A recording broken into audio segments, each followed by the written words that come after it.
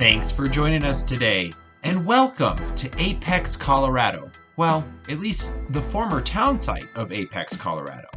It is nestled into a shadowy and narrow windswept valley. Only a few of the city's buildings remain today. Very few people come to visit. It's best viewed after the winter snow melts off the roads and Pine Creek is flowing behind the former Main Street. April or May is ideal time to avoid snow and for viewing wildflowers or wildlife. During my visit, I spoke with an elderly gentleman who claimed to be the last resident of Apex. However, he also gave me instructions for the best places and methods for Bigfoot viewing, so considering the source, he is a self-proclaimed mayor and sees himself as the watchman of the land. He did give me some interesting facts about modern-day Apex that were not cryptozoology-related, and was able to show me some of the area's gems within the hidden valley. Today, I would like to share with you some of what he showed us during our journey, while expanding upon the history of Gilpin County, Colorado, and Apex.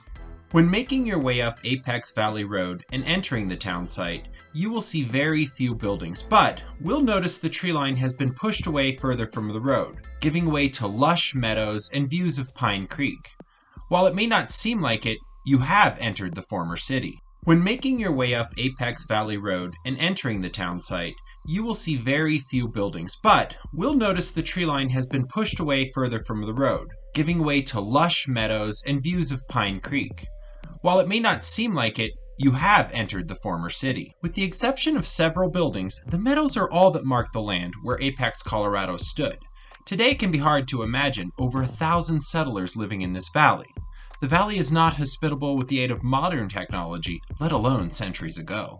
One of the most noticeable buildings is a swaying, false-fronted building. The building boasts a large brass medallion that lists it as the first site in the Gilpin County Historic Society Register. The juxtaposition between the new heavy brass affixed to an old and fragile building is striking to me. The marker indicates a desire by this organization to preserve the structure, and this is evident by the temporary buttresses that have been added to brace the building from falling. Many people would look at this structure and assume that it cannot be saved. However, I have seen larger and worse off structures that have been brought back from this condition. You can see an example of a similar building being brought back from the brink in my Ohio City video. That said, this particular structure in Apex, Colorado served as a hotel and boarding house during the city's boom period, the 1890s.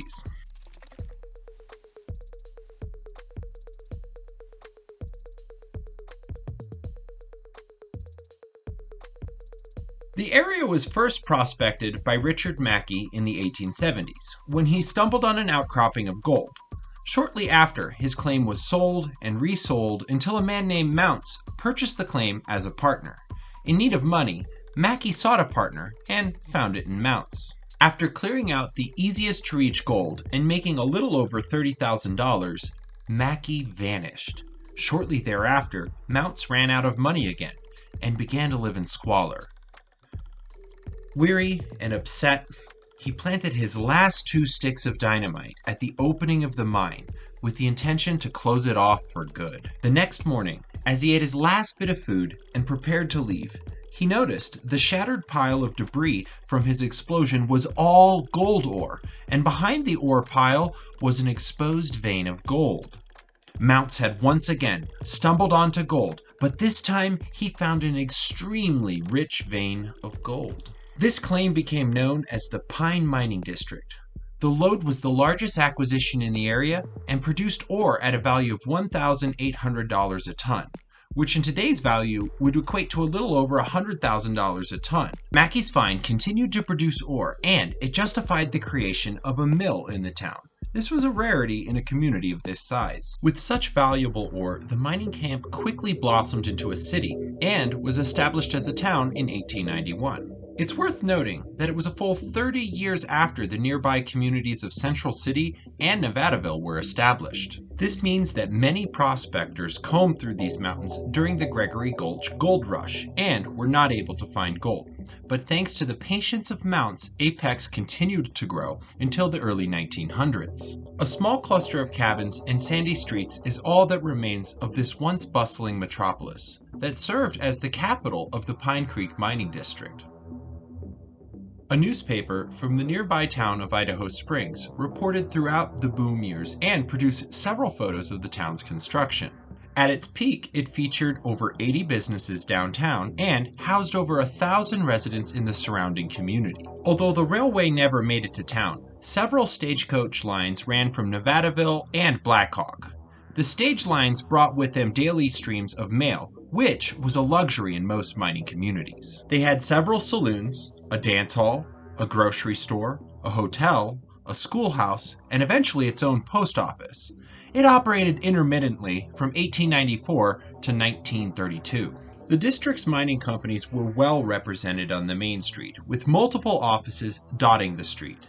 By 1897, the town achieved its next milestone by producing its own weekly newspaper, called the Apex Pine Cone. The first volume was printed July 3rd, with the intention of the first run being ready to read on Independence Day, July 4th. Like many of the communities in this mining district, it did not have a cemetery of its own. Rather, they chose to inter their residents in the nearby Central City Cemetery, which created a massive set of cemetery plots in the nearby town of Central City, and you can see that in the video above. Despite being a substantial mining town, the lack of a cemetery makes it kind of difficult to discover the town's details, and especially those of its citizens. Unfortunately, the most interesting details of this wealthy mining town are lost to history. It took its architectural secrets and history to the grave when Apex lost large swaths of buildings over the course of 2 separate wildfires. Much of the business district was destroyed, and we are left with only the open meadows we see today. The residential areas of the town have been reclaimed by woods and are mostly collapsed, except for a handful of cabins, illegal mining operations, and homes. Apex is mostly abandoned, with the exception of the aforementioned mayor and his visiting kid, as he puts it. I had the pleasure of speaking with the mayor, and although it was hard to get a word in with him, I was able to get his permission to record our conversation, and more details about that can be found over on the blog. Of course, me being able to record him came with the conditions that I agreed to hear him out with his tall tales of espionage, Nikola Tesla's ongoing work in Colorado, the radio waves he picks up in his teeth, and his uniquely insane worldviews. As you might be guessing, this man is crazy as they come, but he's generally harmless and well-intentioned. He's extremely verbose and can be found on the top of Elk Park Road in a set of trailers that are surrounded by snowmobiles and ATVs. Do not seek him out. But if you are lucky enough to meet him, or unlucky enough depending how you look at it, and decide to engage with him in a conversation, be prepared to spend about 20 to 30 minutes chatting. While the mayor is about the friendliest of schizophrenics that you'll find, his dog, Dumas, is not. This white Pyrenees dog guards the mayor and his property with extreme prejudice. He feels like it's his job to direct traffic, and he personally owns the road. Don't be surprised if Dumas attempts to herd you or your vehicle away from the mayor's property. Strangely named and mean dogs aside, he was kind enough to show me around the area a little bit and point me in the right direction to see some great stuff. In exchange for that, though, he did request that I give him 45 seconds of airtime on YouTube. And so with that in mind, being a guy of my word, I'd like to deliver a quick message from the mayor of Apex, Colorado.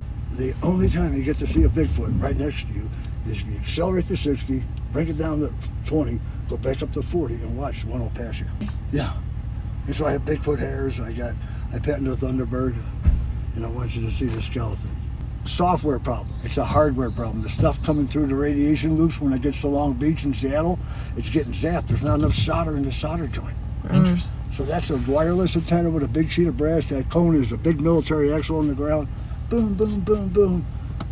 I talked to like 30-some states on CB. And all the way up this hill in my dad's parade in 1968 and did a bio experiment and kept them alive artificially. But yeah, stay tuned because the world's getting funny. I'm going to show you a bunch of stuff from the real past and then the future. And there we have it, the word from the mayor of Apex. And while he obviously wasn't able to show us anything from the future, he was able to show us some really great marvels from the past. And with that in mind, Mental health really isn't a laughing matter in any way, and you worry about folks like him up here all alone, especially on cold winter nights where it's very snow-packed and there's a lot of ice up here. And he assured us that he has a working tractor and, he can get out if he needs to, and it starts at 300 below and all of that good stuff. But he also assured us of a lot of other fanciful things, as we just heard. And so, with that in mind, I'm going to tune out for the rest of this video, and let's think about what it would be like to be up here in solitude.